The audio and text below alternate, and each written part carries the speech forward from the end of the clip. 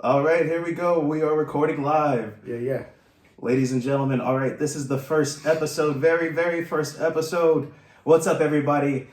On today's show, we're going to be talking about our reaction to the 2021 Royal Rumble, the first ever Royal Rumble without fans in attendance. We'll go over predictions to see what we got right, what we got wrong.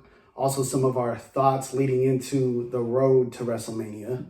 I'm Larry, a.k.a. Just Fresh. And I'm Monty Bush. I'm a beautiful man. And this is... the Jabroni Bros Wrestling Podcast. Of course. All right, so first... this is our first podcast, guys. So first, let's even give ourselves a hand for even attempting something so big. Right.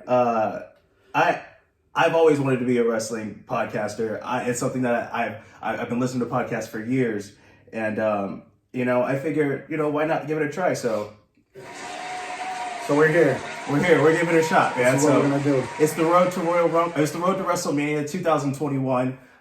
2020 was a hell of a year, so I figure, hey, let's put our bid in and let's see what we can do. So, going over our predictions, let's see what we had right and what we had wrong. I know I had a lot wrong. Straight trash bag. I messed up on so many things that should have been right. All right, so starting. You played yourself. 100%. Starting with the Women's Tag Team Championship, which went down on the pre-show. We had Charlotte and Asuka versus Nia Jax and Shayna Baszler. Yeah. Now, my reasoning, what I picked Nia and Shayna to take the championship back from Asuka and Charlotte. With my reason being, Charlotte and Asuka were really just thrown together as a team last minute when Lana was put out from the storyline.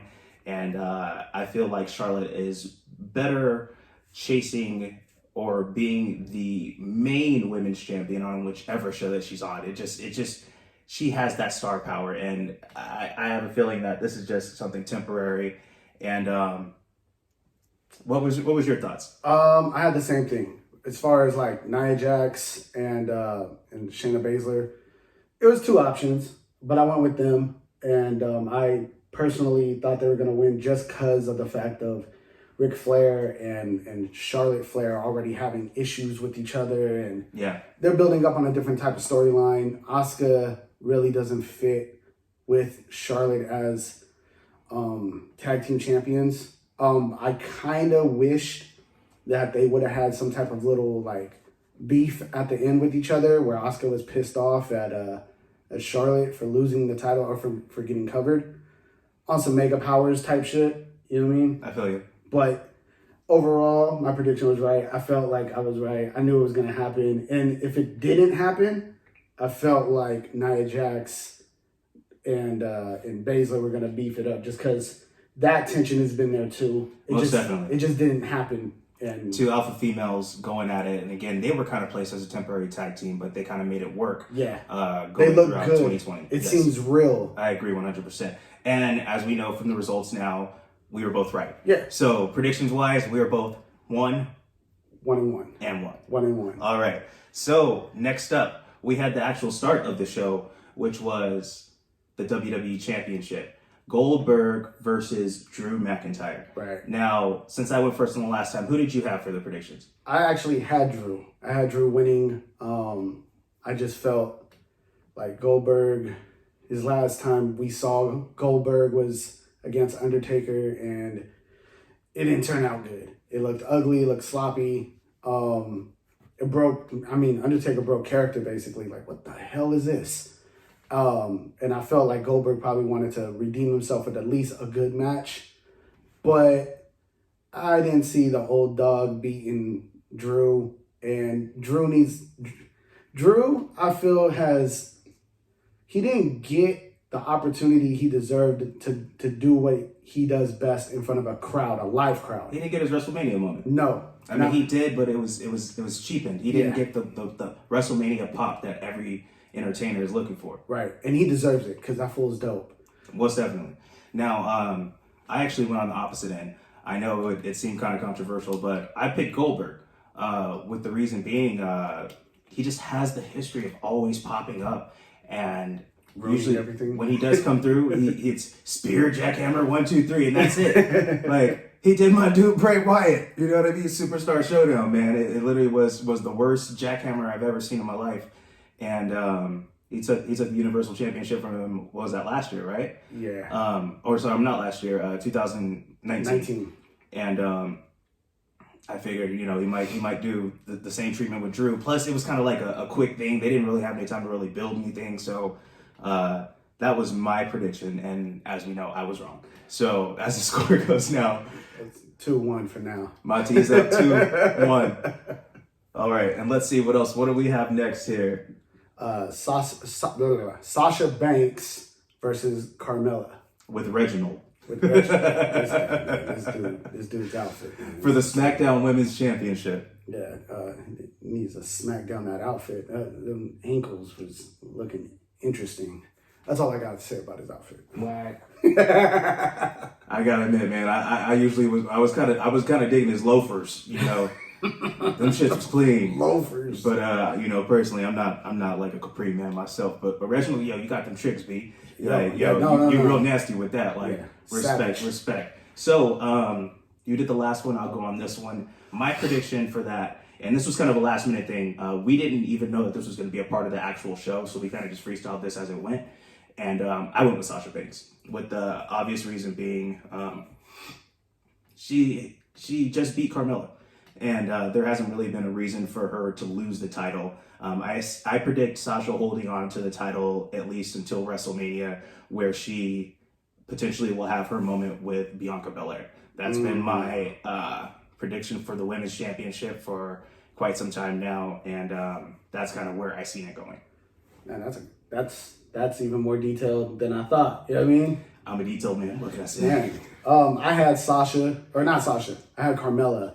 And my reason for picking Carmella was because she convinced me on the WWE IG post that she was undefeated throughout the year, which is hilarious because it's only been like a month? Hey man, we got 4 weeks into the year. And she was like, I'm undefeated. And I was like, you know, you're right. Respect. Fact, I guess. But whatever. You know what I mean? Obviously, I lost that. And, you know, she let me down. And she let me down harshly, and so did his outfit. Reginald. Yeah, you know what I mean? Young Reggie. Young Reggie's outfit, man. That was a young outfit. but it's skill-wise, yo, props to him. That dude is dope. Yo, most definitely. Yo, Reggie got the moves, B. So I'm down, what? I'm, what was it? It was 2-1. It's 2-2? Or 1-1, 2-1. Yeah, 2-2. So I was wrong with Drew. I was right with Nia, and I was right with Sasha. So I got 2, you got, I'm 2-1 right now. Yeah, 2-1. All right. Now going into the next match, which was the Women's Royal Rumble. Yeah.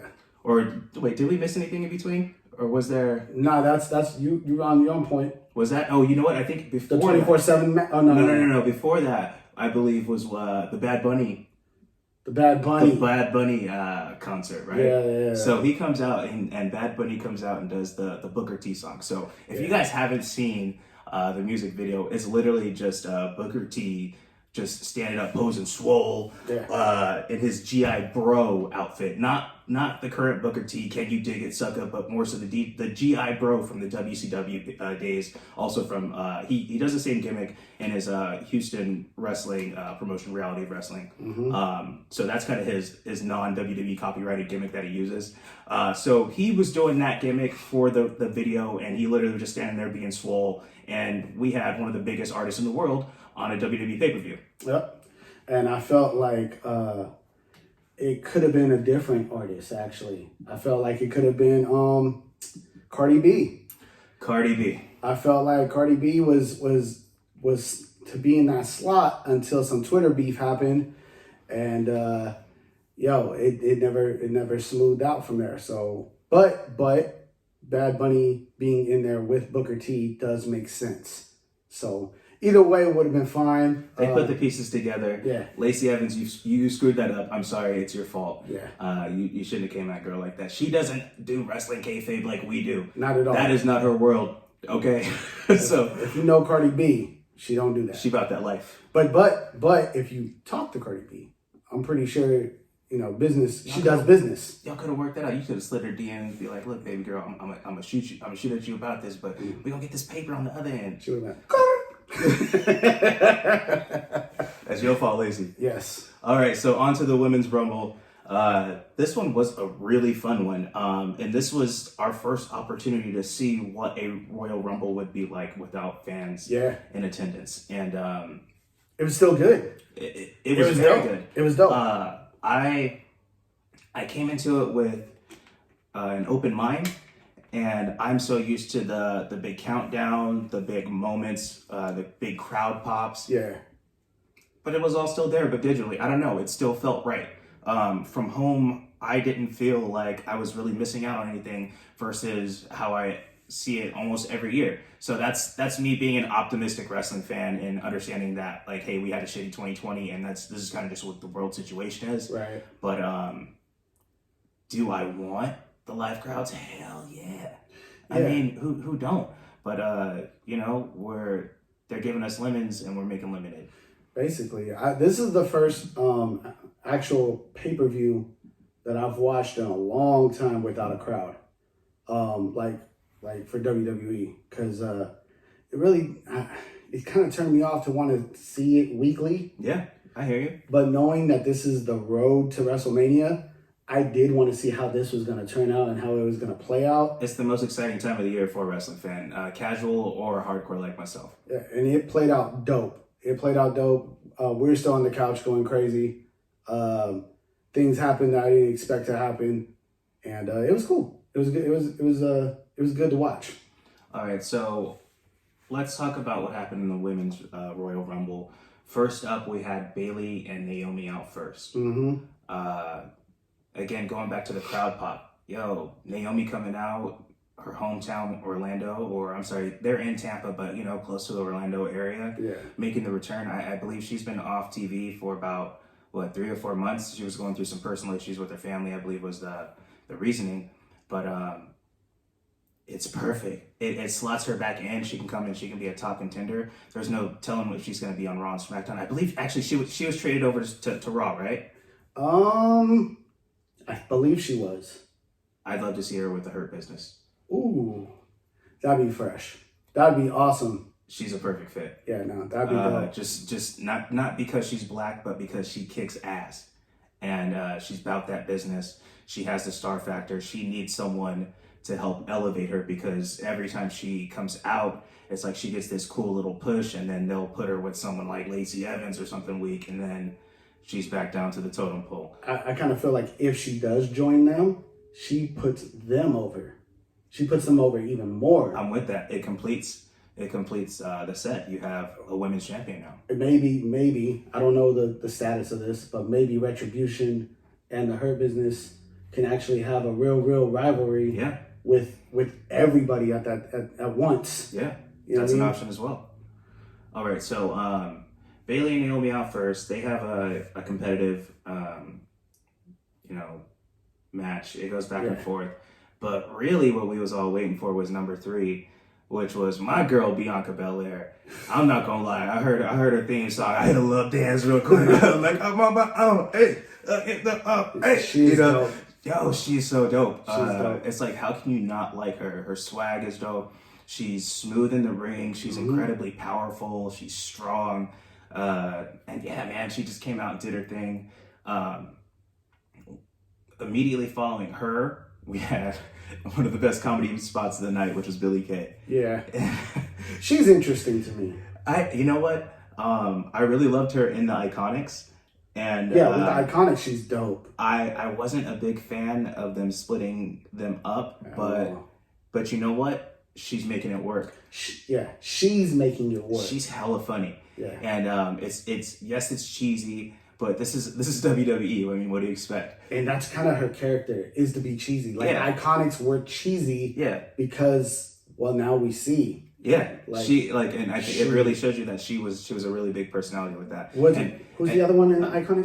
Peyton Royce. No, Peyton Royce to me is the wrestler. Yeah, and she's the sexy one. Not saying, respect, but let's keep it real. That's what they separated them, and they put her with Lacey Evans so it could be like, okay, 2 little hot ones, It's the WWE. you know, Vince McMahon, it's such good shit, you know, and like it just is what it is, you know. Such good shit. It's come on, man. To quote my man Bruce Pritchard, chocolate titties. God. You know, I'm dying. It's Vince is about that life, man. So Stop it. You're comedy, man. No, but she does a great spot because her character is on point. On point, man. And with her coming out, she was giving out her resumes. Hilarious. She had her headshot on one side, the resume on the other side. Yo, that was hilarious. Check me out. Let's check me out. And so everybody that came out, I believe, just off the top of my head, I remember we had not Rhea Ripley, but Riot Squad, who's Ruby Riot, was one of the people. And then I believe we had two other people, but it wasn't until Jillian made her return. And I don't know if you guys remember her, but her gimmick is that she plays like a fake Britney Spears. Right. And comes out usually with the headset singing. And it was hilarious. I know you want me. Like making ears bleed across America. Yes, and that's her gimmick. But eventually she ended up teaming up with Billie Kay in the Royal Rumble, and they, teamed up in the match. And honestly, that kind of made sense. Yes, it was two very goofy characters of two different generations, and I rock with it. Putting them together was great. Now, the next big moment I want to say in that match was Rhea Ripley coming out. Yo. And I say that because she was the first person, I want to say of the night, that they gave that special camera treatment. You know what I'm talking about, the one that they have on Smackdown now. They show a lot with Roman Reigns where it looks like almost like a cinematic or even like a green screen, and they come out all smooth and gotta give it that. Yo, like give her one of those. I need to figure out how to do that for this damn podcast so I can do something with it. That's a smooth shit. But let's see. Nah, don't worry about him. I think I unplugged my headphone. Oh, did you? Yeah. Edit. It's okay. There we go. Stop it. Get some help. We need production. Where's our production manager? Yo, where my interns at, man? Y'all supposed to help me out with this shit. We're on our what is this? Pilot episode, man. Yeah. We're figuring it out as we go. I think we can let's see. Yeah, we can jump right back in. I'll just try and remember, it was around 17 something. Okay. All right. We were at Rhea Ripley. Okay, so Rhea Ripley came out with the camera. The camera was making her look next level. Like a star. And she had like this biker Mice from Mars outfit going. And I was feeling it. She's no joke. She's only gotten better every time I've seen her. Stronger, buffer. Every time I see her, she's ripped. She's like ready to you know what I mean? Just she has the look, she has the strength, and I think she's just getting better with time in the ring. She's dope. Last year she made a really big impact at the Royal Rumble, and she kind of got played by Charlotte by getting the NXT title taken away from her. Yeah. And I feel like this year she really has stepped up, and they have her set in a spot where she can redeem herself. She's dope. I hope the best for her, honestly. Me as well. Now, next up, we had our second big return of the night, which was Tori Wilson. As far as that is concerned, I did not care. I just didn't care. It's nothing against her. She's a legend. But for me, nah, I was kind of just like, I'll pass. Yeah. It didn't mean anything to me. Yeah. Like the pop. Yeah. It's sad. Yo, Tori Wilson was one of the hottest chicks from the WCW days. WWF days. No, WCW. I'm talking back in the Nitro days. Ooh, okay. Yeah, so Tori Wilson and Billy Kidman. Yes, that's right. That was the squad. That's right. And, so I'll forever have a special place in my heart for you, Tori. But I mean, we all know you were here just for that quick little payday for the spot. And I ain't mad at a girl. I would do the same thing if I was an icon like you. So. A little bit of the bubbly. That was it. That's all she came for. Get it. But it's okay. It's okay. Yeah, I mean, if you got it, get that paper. And the next big spot that I remember that stood out from the Royal Rumble was Dana Brooke taking that one-arm power bomb on the outside and getting eliminated by Rhea Ripley. She just straight like bossed her up and just like almost like Batista-ish. Yeah, that was, you know what? I don't care who you are. You take that on the outside, on the side of that ring, my hat is off to you, for real. I hope you're okay, because that looks like it hurts. She gonna see a chiropractor tomorrow for sure. Yo, man. Not Rhea Ripley either. That was... that one, is no joke. Okay, and then another big moment that I think was when all of a sudden we heard the Nature Boy Ric Flair's music hit. Yes. Followed by Lacey Evans coming out and wearing feathers. In that robe. But she got the feathers beat out of her. I wanted to see her get eliminated from Charlotte, or I wanted to see Charlotte eliminate herself while eliminating her. Double elimination. And just fighting all the way back to the ring, into the dressing room. I just wanted to see that hate. Yeah. You know what I mean? That because she had already ruined her night. And here she comes again with her dad. And now she's rocking the robe and everything. Like, nah, man, you got to go. You know what I mean? Like, but I understand there's always, something else going on. But I feel like if you would have done that, it would have made it a little bit more realistic. Because, if my dad is helping the enemy, and here you come again later on in the night, I'm coming at you. Night. Yeah, so, that was my only critique on that. I feel you. I would say that they set it up to be a typical spot. So we might have forgot to mention it earlier, but in that pre-show match with Nia Jax and Asuka, what happened was Lacey came out and she gave Charlotte a women's right with a loaded fist via Ric Flair. Right. So this was basically payback for that. Them brass and numbers. It was kind of instant karma because it came within the same night. We didn't have to wait too long for the payoff, and I kind of was feeling that too. The next big return that we had was Alicia Fox. It was cool. I wasn't mad at it. I wasn't mad at it either. I mean, honestly, I feel like people need to put some respect on Alicia's name. She's been around forever. It's been super consistent. She helps out a ton of women backstage, but she was there just for a comedy spot. And she won the 24/7 title. Yeah, that was pretty dope to see how that happened, how that turned out. So so as soon as Alicia comes out, R-Truth immediately comes out, and of course, if R-Truth comes out, that means that all the 24/7 competitors are going to be right behind him. So as it kind of looked like a botched move. It looked like R-Truth was lightweight trying to eliminate her, but it didn't happen. But all the competitors tried to get in the ring, and they were no. And then Alicia played him and got that quick roll-up pin. Yeah, and then she chased him at the end. She chased him out. She got eliminated. And then she tried to go outside the ring, and then R-Truth, instant karma, got that ass back. Yeah, and it took off, and then she jumped the railing too. It was a pretty good spot. I liked it. Yeah, and then let's see, the next big moment. Was there anything that stood out for you prior to that? But I think my next big moment was when Alexa Bliss returned. Or no, I'm sorry, not returned, but she came out, I believe it was at number 27. Alexa Bliss was dope. Wanted to see her turn. You know what I mean? Crazy. I was waiting for a full transformation like how she just did on Raw. But I'm not mad at Rhea Ripley for doing what she did. She came in and dogged her real quick. That was no, get the hell out of here. Yeah, they all ganged up on her because you could see that they did the whole light switch.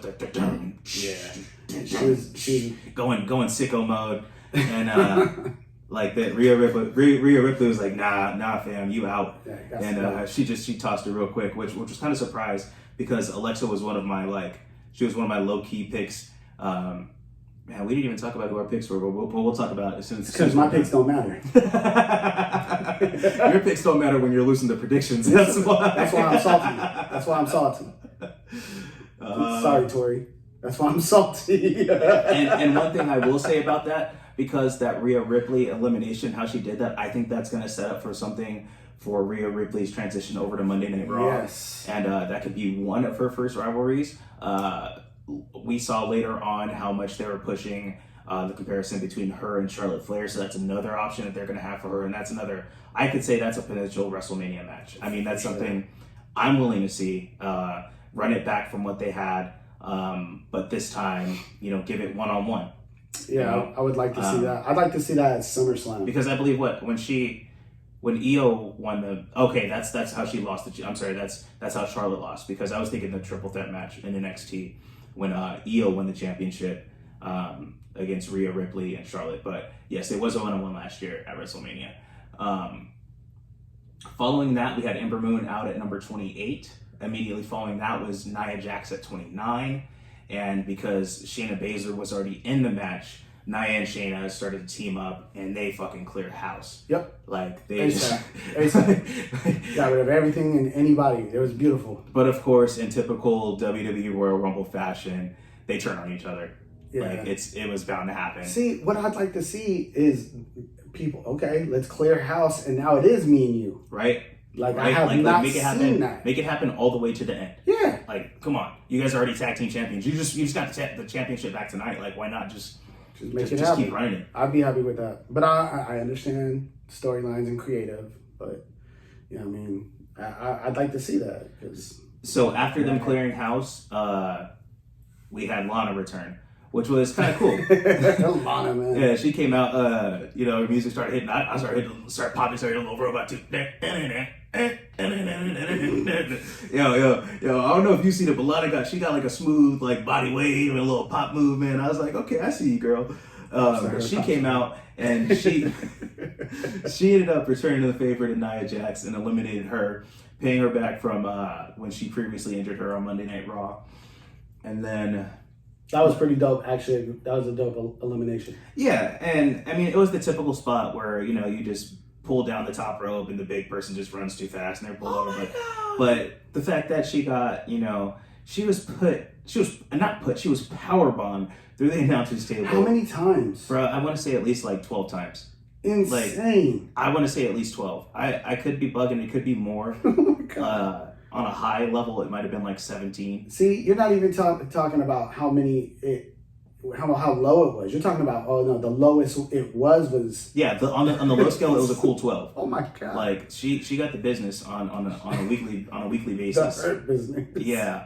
I'm sorry, Rusev. I think you had a little something to do with it. Ooh. But whether or not your girl, I guess she did get the push. So I mean, sometimes you got to go through some pain to get to that top spot. Shout out to Rusev, man. That's my dude. He came out in a tank. Miro, the best man. Yo, he did come out of the tank. We were both at that WrestleMania, by the way. Real wrestling fans, dog. We was there. The final four of the Women's Royal Rumble was Natalya, Rhea Ripley, Bianca, and Charlotte. Now, once again, let's give a shout out to Bianca because she was there. Props. Number 3. Which is that's incredible. That's damn near the same as number 1. You're in there almost the same amount of time, and she ended up eliminating Bayley in the process, which is one of her rivals currently.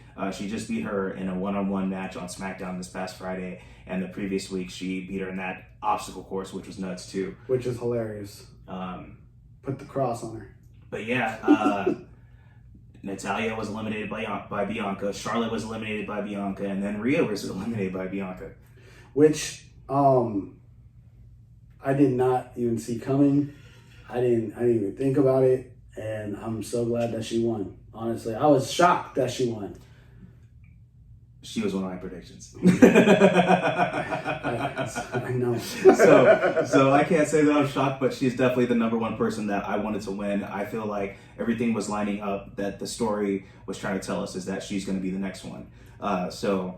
Props to her, man. She deserves it. Yeah, I mean, she's an incredible athlete. She's got the look. I kind of went through everything earlier, but especially after her chronicle that she just had last week, they're giving her a big push. So, her social media game is on point.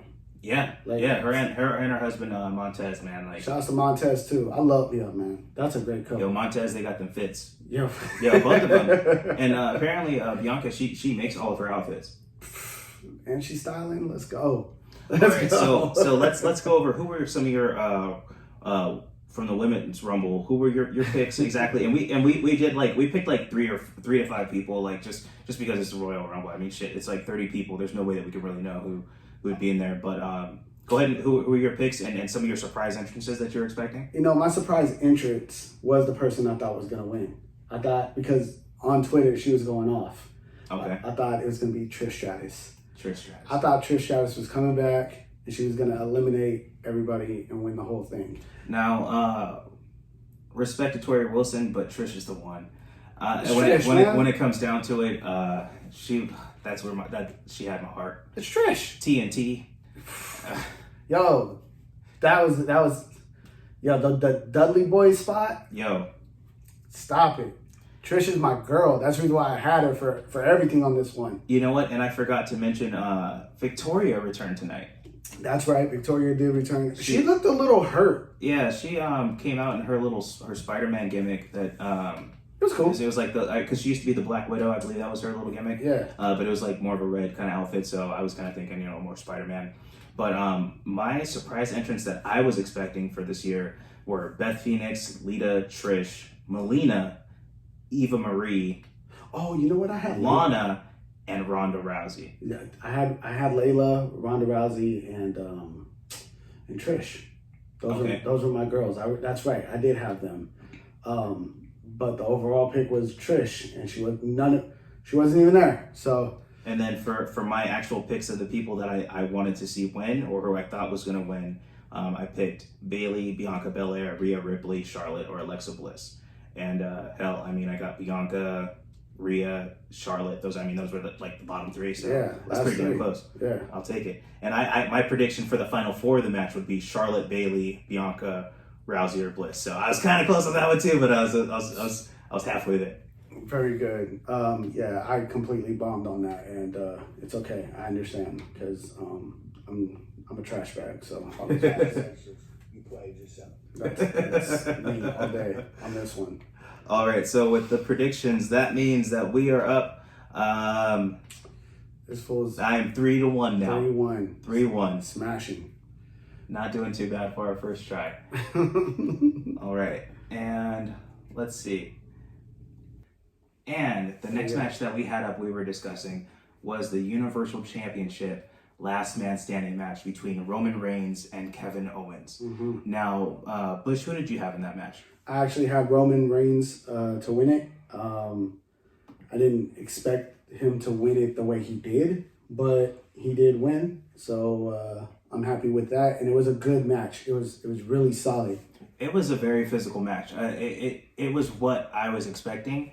My personal prediction was Roman Reigns as well, with my reasoning being I was expecting it to be like a big, a hell of a match, but I wanted to see the Usos come out. I was waiting for my boy Jimmy to return because he's been gone with the injury, and I remember them saying that he was eligible to return around the Royal Rumble or the beginning of the year. So if we don't see him, on this road to WrestleMania, I'd be very surprised. For me, it reminded me of Rock versus Mankind.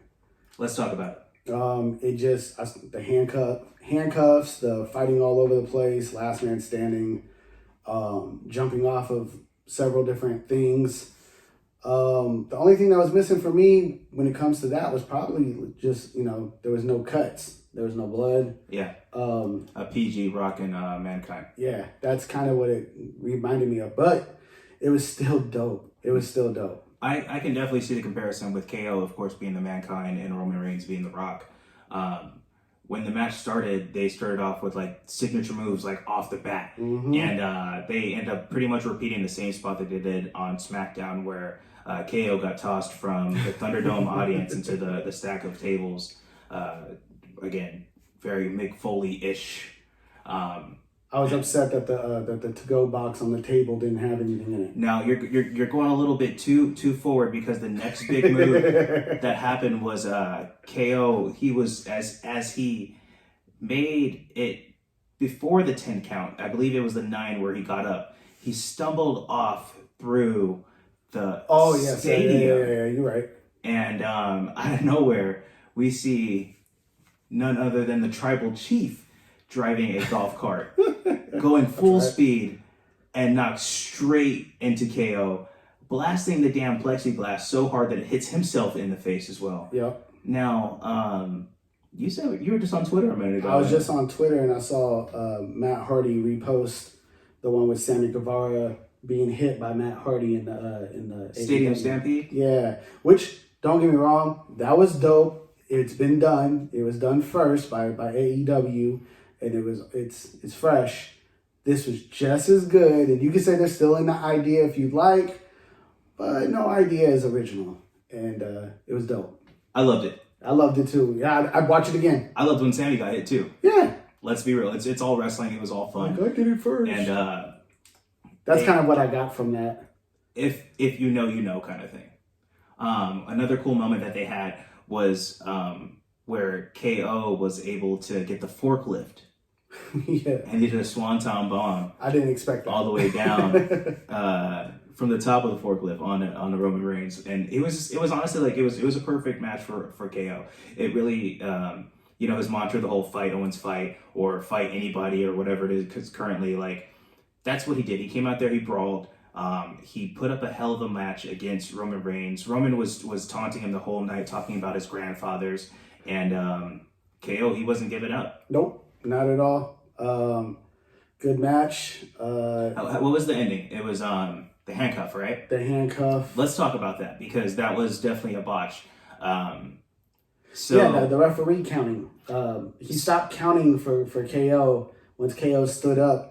But no. It was Roman. It was Roman who he stopped counting for, right? He stopped counting for, but see. Because KO was knocked down already. Yeah, You're right. KO was knocked down, so KO stands up. Referee stops counting. But meanwhile, Roman's on the ground still with Paul Heyman trying to figure out how to get these handcuffs off. But Paul Heyman's hands are like Vienna sausages, and he can't figure it out. So the ref is counting, and as he is counting. I believe he got to like a 6 or 7 count. So Roman grabs the ref and pulls him directly into the lighting fixtures and knocks him out. Ref number 2 comes out and he starts to count. And because of said Vienna sausage fingers of Paul Heyman, he stopped as he was counting Roman Reigns out. So it was taking him too damn long to unlock the handcuffs. That's how and long. it was 100% a bruh moment. It's like you can suspend your disbelief as much as you can, but it's like, come on, bro. After a while, it just kind of like made me feel like since this is being recorded, you could have edited that out, I guess. Yeah, but I mean it's live TV. I mean they could have redone it, but I mean at the end of the day, it's the tribal chief and. Yeah. Roman Reigns defends the championship. He retains with the chokeout. That's kind of like a thug move. I love that move. Honestly, it's like just yoking somebody out. I kind of feel like eventually, since this was very Rock Mankind-ish, later down the line, you might see Roman Reigns team up with KO and start turfing out a bunch of youngsters when they're coming in. Rock and Sock 2.0. Yeah, I could see that. You got it. I could see that. I actually chose Roman. He chose KO. I'm back in the game.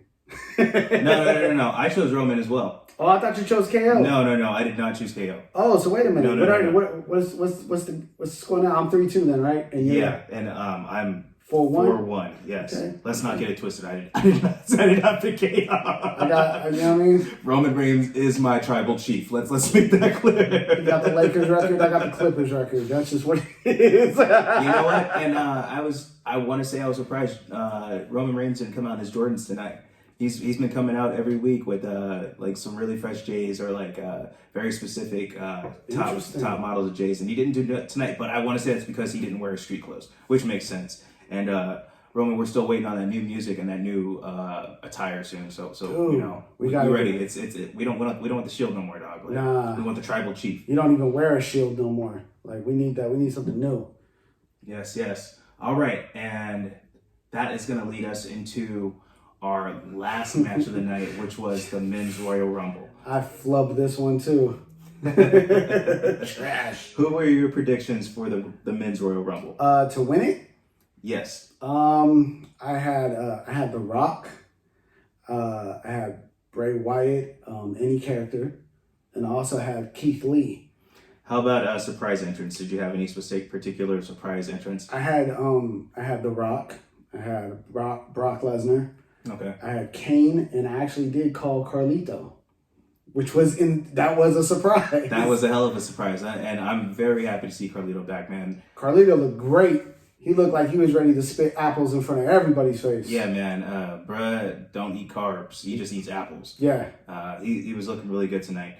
My predictions that I had for the match were Daniel Bryan, Shinsuke Nakamura, Cesaro, Big E. Mm-hmm. I was also hoping for a big surprise return of someone like a John Cena.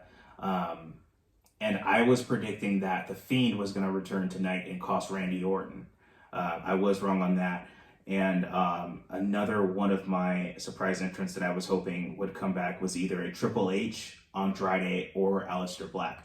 As we do know, they still haven't made the return. But again, this is an excellent time of the year for those wrestlers that haven't been on camera to get back in front of it. Yeah, I was very happy that my 2 surprise picks did show up.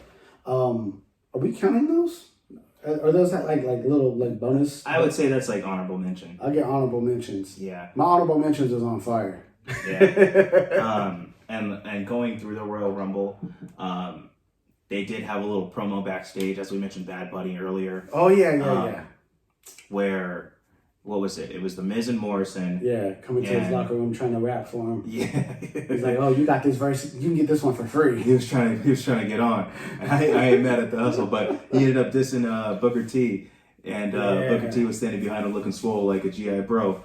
I know you didn't just say that. Tell me you didn't just say that. I felt that. Which would, as we would see later on in the match, we would see, well, I guess we'll get to it. Yeah. So out first for the men's Royal Rumble, we had Edge and Orton, like just straight out the back. It was rivals, ASAP. Hell of a return storytelling. I mean, this is pretty much Edge and Orton number 3. They didn't even enter the ring. Yeah, it went straight to the funk. And I loved it, man. They brawled in and out of the ring. And the real big moment, or at least the changing moment, was when when Randy hit the RKO on Edge on the announce table. Fire. Pure fire. Pure fire. Later on, we had Sammy, Mustafa Ali, Dolph Ziggler, and Shinsuke Nakamura out. But, of course, in typical WWE fashion, we had Randy Orton taken out, I want to say, at like number 7 or 8. So we knew he was going to be returning later on in the match. He's in the back, rubbing his knee. Yeah, rubbing his knee, getting a little he's done reflexology. This is not the first time he's done this. Yeah, because he walked off in the middle of an actual match, and everyone really thought he was hurt. They thought he tore his ACL. This fool popped up like on TV like a couple days later. Yeah, man. So it's like we already knew, like going into it, like being a longtime wrestling fan, Randy Orton's going to come back, and there's definitely going to be an RKO out of nowhere. Oh yeah. The next big people that we had coming into the match was Xavier Woods at number 9. They had a little bit of a foreshadowing thing during the pre-show. Yeah. Where they were talking about how since Kofi wouldn't be there this year, that they wanted to have Woods, pretty much holding down that spot. And he did good. He did well. It was good, man. He got a little bit of revenge on Mustafa Ali. But ultimately, that's who ended up getting eliminated by. Immediately following Xavier Woods, we had one of my picks, Big E, into the match. And he cleaned house too. They ended up doing a double team on Sami Zayn. And Sami Zayn and Xavier Woods got eliminated. And then, all jokes aside. that was classic, dude. that was crazy, man. All jokes aside, and Sammy's been on a roll too. Like let's give Sami Zayn some love. Sammy's dope. He plays his character. The conspiracy theory thing, it's like so it's perfect to a T. Like, he's on fire on Twitter too. So respect to Zayn. Let's see. Immediately following that, Ricochet came out. And then we had John Morrison. there's a lot of guys that like Ricochet, John Morrison, Mustafa Ali, Shinsuke, like all these dudes, they're so dope, and I feel like they're so misused in certain ways. Like creative, just I don't know what's going on with them. Well, let's talk about it. I mean, what do you think would be a better fit for them? I mean, even when they do the heel turns, I would love to see Shinsuke like talk more like the way he was doing it before, like where he was just like one word answers and I don't speak English. You know what I mean? Like stuff like that. No speaking English. You know what I mean? Like that was the coldest Shinsuke, no lie. like I need that back. When he was just giving like the low blows left and right. Yeah. And I was at that WrestleMania in New Orleans. Like that was great. I would love to see that back again. But you know what? At the same time, I'm so glad that they flipped Shinsuke back to a face. So they gave him back the music. Dude, the entrance music is everything. Yeah. Like it's the perfect thing for the fans to sing along to. And I think at this year's WrestleMania, because we're finally gonna have fans back, it's gonna be lit. Well, I'm really hoping that they do something with Ricochet. Mustafa Ali has this big group of people that like I'm like, yo, they should be taking over. Yeah. They should be smacking everybody. But they gave him those terrible names, and I mean, I get the whole reasoning behind it, but the shit ain't working, just straight up. And then we had our first NXT debut of the night with Damian Priest. How did you feel about Damian Priest's performance tonight? You know, it was good. It was a good performance. I feel like he's on his way. You know what I mean? Hopefully he doesn't get, you know what I mean, buried by somebody. Like, because I think he can either go up or down really fast. What do you see his potential being? Like, are we talking about a new mid-card guy? Do you see him as upper mid? Do you see him as a top title contender? Like, what do you see his glass ceiling? As of right now, if he was to come in, I think he could easily contend for a U.S. title or IC title. Yeah. He could definitely shake things up in that way. And I feel like he can either be a heel or a good guy. It really just depends on what he wants to do. He's played both lines, yeah, as we've seen on NXT. And I'm actually pretty excited about Damian Priest. There was rumors that, I want to say about a month ago, that he was supposed to be joining Smackdown as KO's mystery partner to help out against Roman Reigns and Jey Uso, but they really had no connection between KO and Damian Priest, so it kind of got scrapped. So I was hoping that he would debut tonight because he's been putting on, again, great performances in NXT. What was it? At Halloween Havoc, he had a crazy match with Johnny Gargano. And I think it's just time. And I think that he'll fit well on Monday Night Raw. And he just kind of has to be developed. My personal opinion on him, I think that he could be one of the next stars of the next generation, kind of like how they're pushing Keith Lee, or at least how they were temporarily, as one of the new gen top guys, hopefully. That Keith Lee thing, man.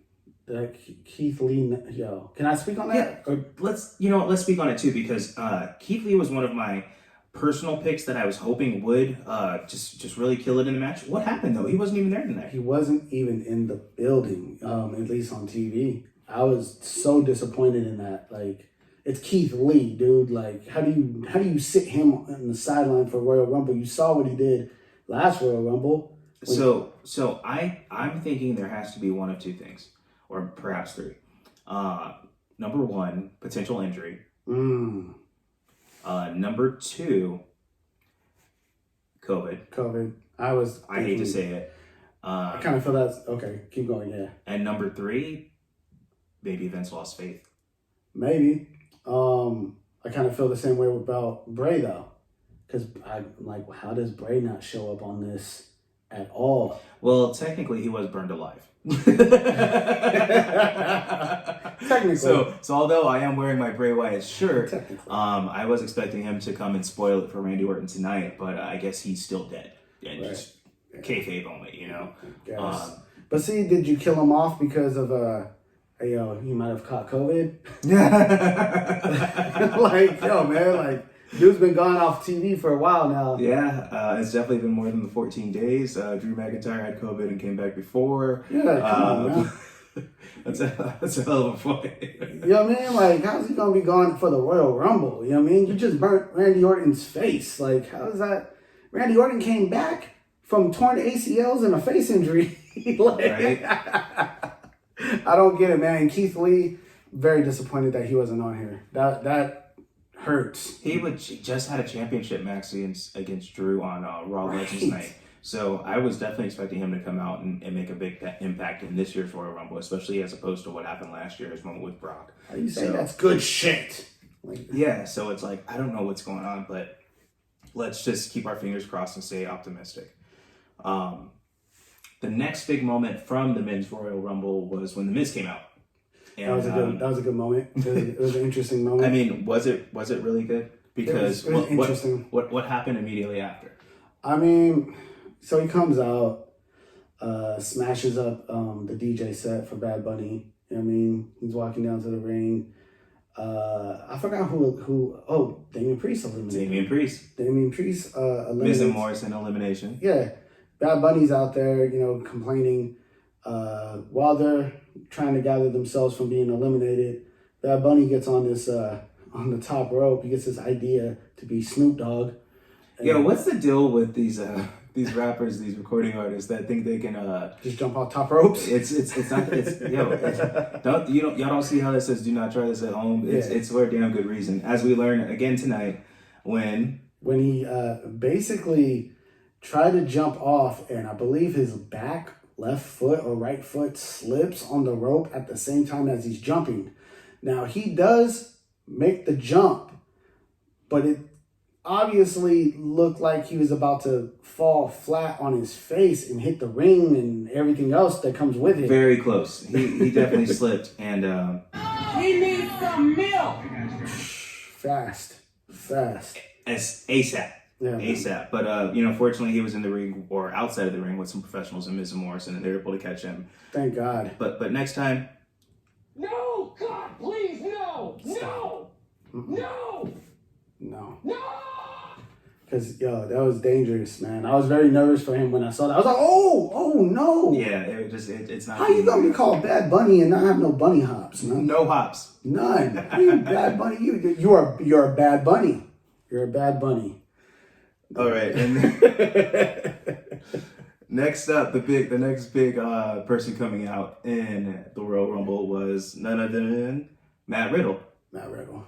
Smoke weed every day. Immediately followed by him, we had Daniel Bryan, and he comes in a babyface. And let's talk about Daniel Bryan for a minute. They've been really talking him up on Smackdown and him really pushing the whole idea of, hey man, this is probably gonna be my last run and I really want to win this Royal Rumble. I think that they totally swerved us on this shit. And I love it because if you look at most of the wrestling media, I think the obvious pick or even like the Vegas odds were for Daniel Bryan to win. And I kind of even went down that same path. It was a bit predictable, but just based off the story that I felt that they were telling on SmackDown, like that was the right thing to do.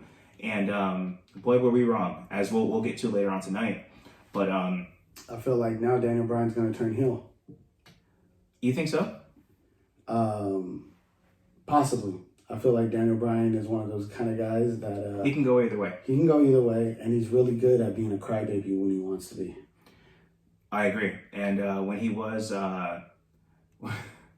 when he was the Earth's champion. Yo, the Earth's champion for Kofi Mania, that was dope. Like, dude, the recycled belt. Yes, the hemp belt. The hemp belt. The fire.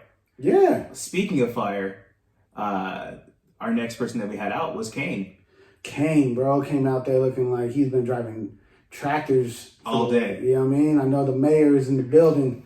I was happy to see him. The reason why I chose him actually was because of the montage credits that they had in the beginning of the Royal Rumble. Okay, yeah, that makes sense. Because they brought up Kane's record for having like the most eliminations in the Royal Rumble. Yeah, I believe it's the top eliminations ever, or Kane has the most eliminations ever, but like the top record goes to like Braun Strowman and Brock Lesnar currently. Yep. And which is another reason why I chose Brock Lesnar to come. Yeah, I mean, especially after his performance last year where he basically took out half of the Royal Rumble match. Yeah. Like he took out half the competitors. So I mean, that's definitely a safe bet. But of course, we were wrong. I was happy to see Kane though, man. That was Well, dope. let's talk about what happened when Kane came out. We got a good nostalgia moment between him and Daniel Bryan with Team Hell No. Yeah, with the hug. That was great. Man, They're bring it to the hug. kind of walk kind of funny to each other, like baby steps. And like embraced each other. You know, Daniel Bryan hugged his stomach, and Kane wasn't having it. Kane grabbed him by the throat. It was like just to remind you, I'm the big red machine. So Surprise, motherfucker. ASAP. And he went for the elimination, but of course it's Daniel Bryan. He didn't get eliminated. It just kept on going. And then dude eliminated Kane. Damian Priest Came through and eliminated him. again. That's why I say he's getting that push. Right after that elimination, we had King Corbin coming out, and Corbin was about business. He came out and just straight up eliminated Shinsuke Nakamura, another favorite of mine, and I did not see that coming. He's very perplexed to me because one minute I really want to hate this guy, but that's the thing, he wants you to really hate him. I mean, that's a classic heel. I mean, we should hate the heels. And I mean, what was he when he was Constable Corbin? When he was dressing like the Applebee's manager, that was the Corbin that you love to hate, dude. Like, That's hilarious. he really made you hate him in a good way. Right. And I mean, that's what you're supposed to do as a heel. I don't know what's going on with this King Corbin gimmick, if it's even really working out now. Right. It has been, I want to say, almost 2 years since the last King of the Ring, and it's kind of getting stale. It might be time for him to mix it up, even though he does have his new little cronies in, what is it? What are they calling them? The guys that were with Jackson Riker, but they were... Oh, that's right. I see that. they got like repackaged, but whatever. They were like the Lost something, or the but he has Forgotten, but Black the Crown. Forgotten Sons. Yeah, see, damn it, I've forgotten so much about them that they don't even matter anymore. Dead. But like, honestly, like respect to you guys, you're veterans and all, but your gimmick sucks. Whatever. So yeah, they didn't even come out. They weren't even with Baron Corbin. No, that would have been perfect for this moment. Yeah, I mean, that would have kind of solidified things a little bit more. We had Big Otis coming out, and he has a moment with Priest. Yeah. Otis is funny, man. I love his sound effects. Yeah, man. Otis was giving me big Taz vibes tonight, like Dude, big babyface Taz. With them suplexes? Yeah, man, he was just tossing them around easily. Nothing. It was nothing Easily. to him. It was nothing. Easily. But I'm sorry, it wasn't Otis that had a moment with Priest. Oh, yes, he does. I'm sorry. And he has a moment with Priest where he ended up doing the caterpillar on him. Yeah. And then he ends up getting eliminated by Baron Corbin. Right. So that's true. Yeah, so he's already comes out, starts chunking fools. Dominic Mysterio comes out. Dominic Mysterio. The new Maven. I'm not mad at him. He's just it's very Maven-ish to me. Okay. I understand where he's at. You know what I mean? He's the new dude. His dad is the legend. It's gonna take some time. Speaking of time, he needs some time down in NXT in that Performance Center. Yeah, man. He needs some polish. He needs to just go down there for a minute. It will help him though. Like, give him about 2 years. He has it. He has it, but it's underdeveloped. It's green. Yeah. And you can see the raw talent. And he just needs to really put some polish on it because, yeah, they're giving him moments in which he did get lucky tonight and he eliminated Baron Corbin. Right. But, I mean, if you've been watching him on Smackdown, he's been getting turfed out. It seems like that's all he does is get turfed out. It's Yeah. very Lana-ish. Very Lana-ish. It's very Lana-ish. It's like a you don't belong here kind of thing. Yeah, I don't like that. Yeah, I don't like to see him get hurt like that. Yeah, because again, we do see the potential there for him. We just want to see him be placed correctly so he can thrive. Maybe a heel turn. Maybe make him the king of 205 Live. Woo! That'd be kind of fresh. Yeah. Give him something though, but like, he doesn't need to be on the main roster right now. I don't think so. Yeah, I mean, I get the rub, but it's my opinion. I understand, but no, dude. If it was my son, I would have him on the main roster too. I'd have him on the main roster as my manager. Yeah, but I mean, try and get him over as much as you can. But nonetheless, it would be very lie, cheat, and steal with him. Oh yes. It'd be very lie, cheat, and He'd be steal. like the Chavo For sure, ASAP. Yeah. Our next big person that we had come out, and this dude came out and just started tearing up shop, was Bobby Lashley. Bobby Lashley, bro. Instantly eliminates Dominic and our dude, Damian Priest. Yeah. Bobby Lashley came out looking like the bad guys from Double Dragon, the big buff, bald dudes that you gotta beat up. Because, yo, man, the dude is a beast, man. He's a monster. He looks crazy. His eyes are all big And you know what? He's the perfect person for the Hurt Business. And I've said it before off camera, but I feel like that name is perfect for the faction because they look like they're the people that you see and you're just like, yo, I'm going to just turn around my guy. Like, I don't want no smoke. they're No smoke. they look very much like professional bouncers. Professional ass kickers. Yeah. I don't want no problems with that. Nah. I love the Hurt Business. Yeah, much respect. Shout out MVP. Savage.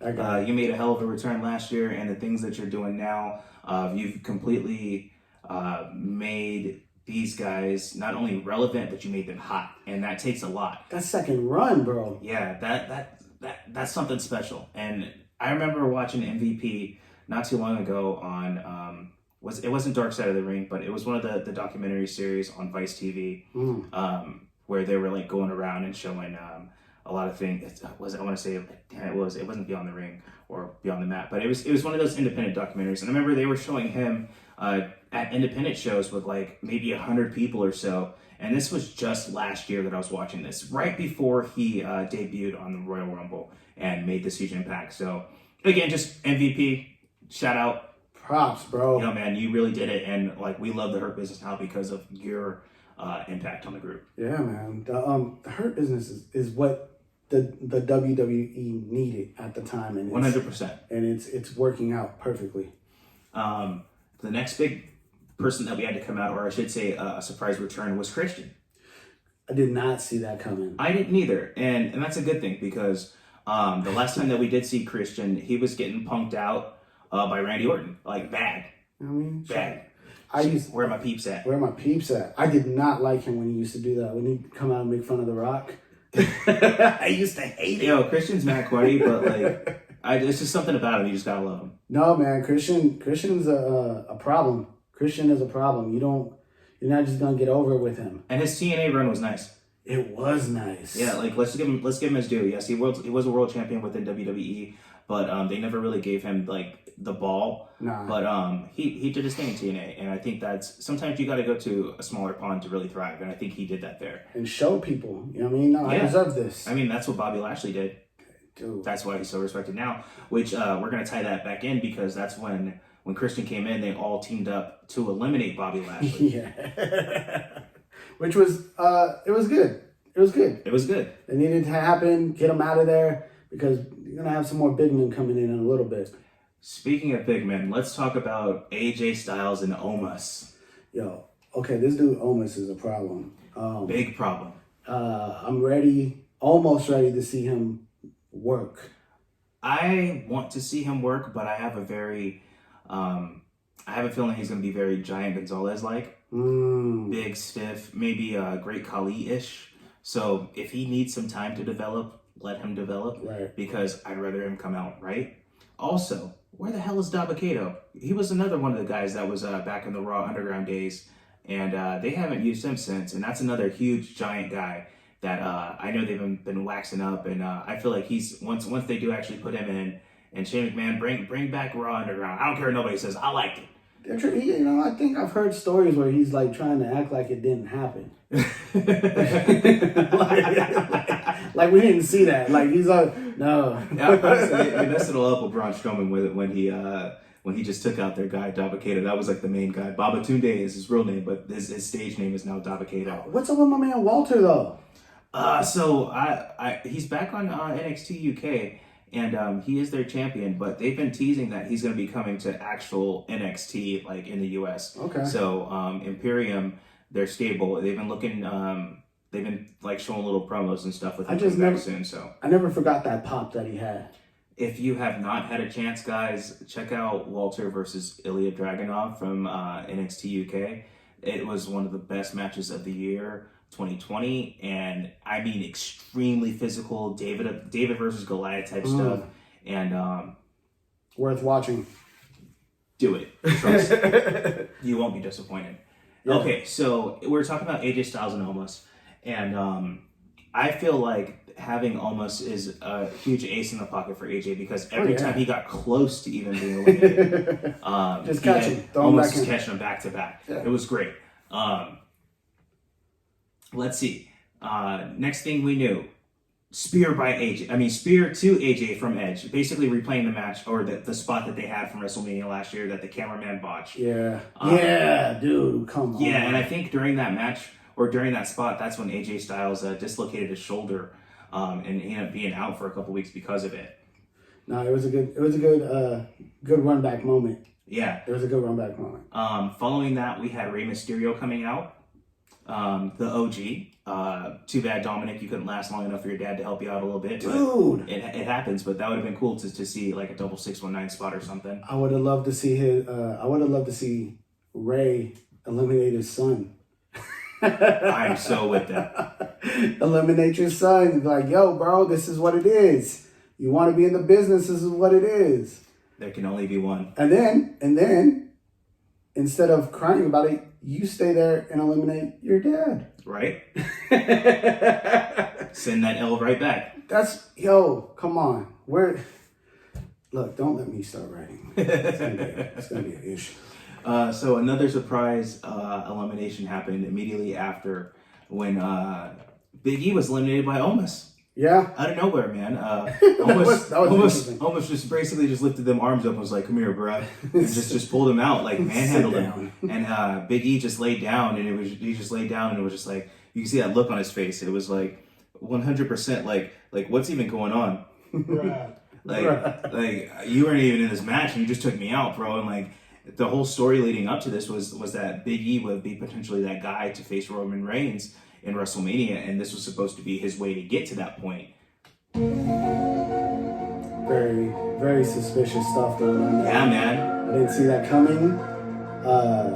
Big E didn't see it coming. The look on his face when it happened was very, couldn't believe it.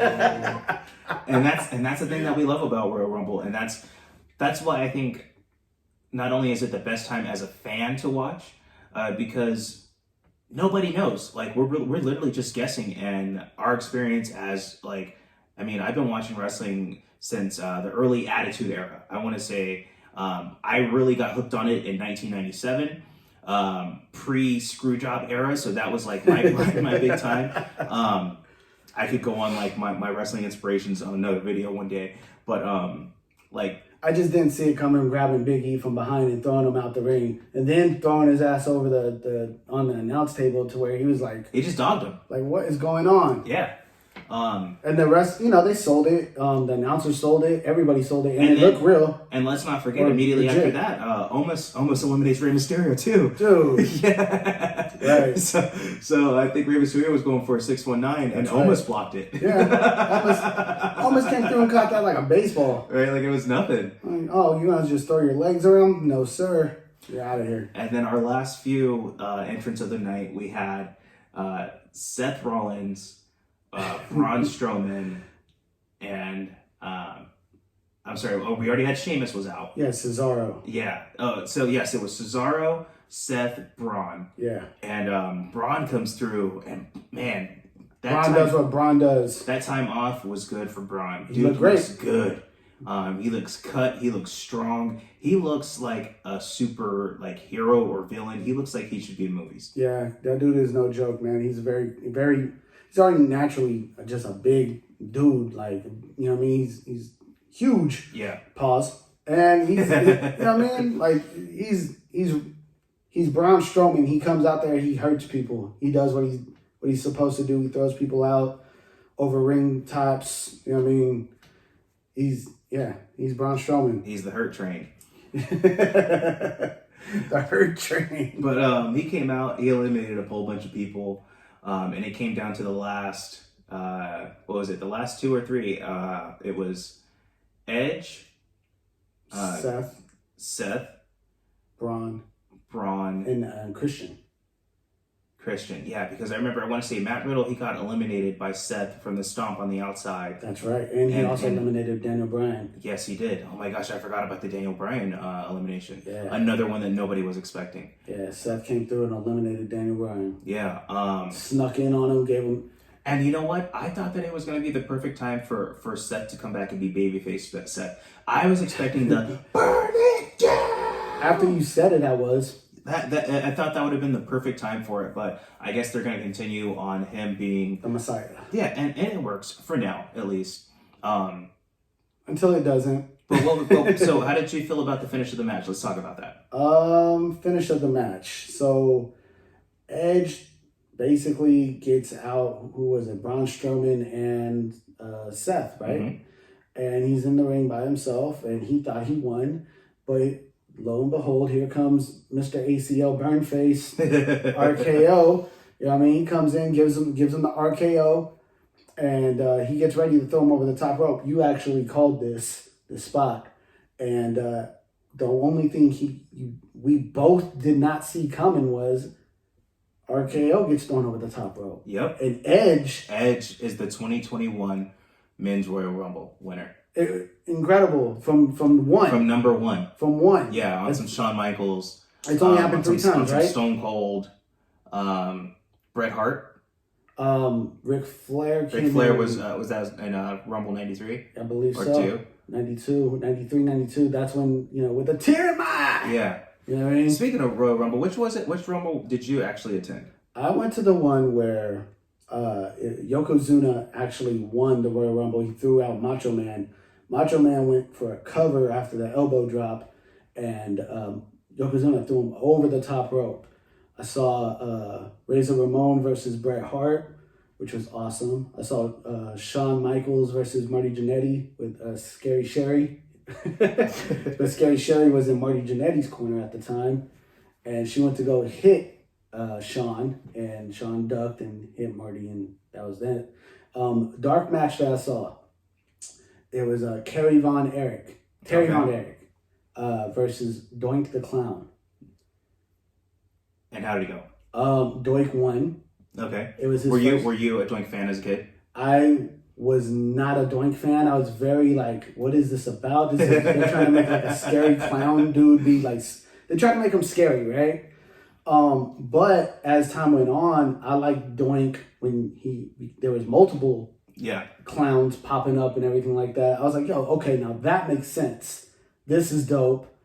But that Royal Rumble, amazing. That Royal Rumble was dope. I saw the Steiner brothers. I forgot who they beat. They smacked up somebody really bad though. That's a hell of an experience, man. So to bring it all back, Giant Gonzalez was there too. I'm sorry. What did you think about this year's Royal Rumble overall? If you were to rate it from 1 to 10. I'm gonna give it, considering with everything that's happening and what's going on. Given today's conditions, we can't rate it on the same scale as we did in the actual fan era, fans in seats era. This is the digital era. Right now, off the top of my head, without going to look back at it, I'd give it about an 8.5. Strong score, okay. I give it an 8.5 for sure. Okay, so because I really liked everything that happened. I just wish there was certain things that could have played out differently. That could have made it a little bit better, of course. Yeah. And you know what? I think that's actually a pretty strong score.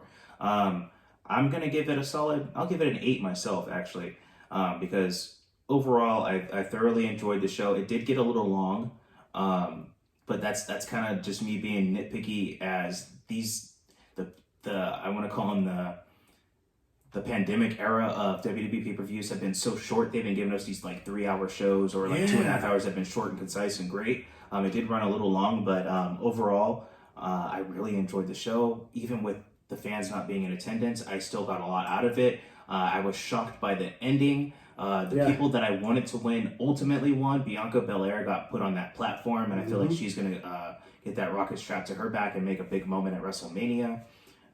Edge going into WrestleMania as the Royal Rumble winner, like his just story is crazy, and him returning from injury. This is his first match back.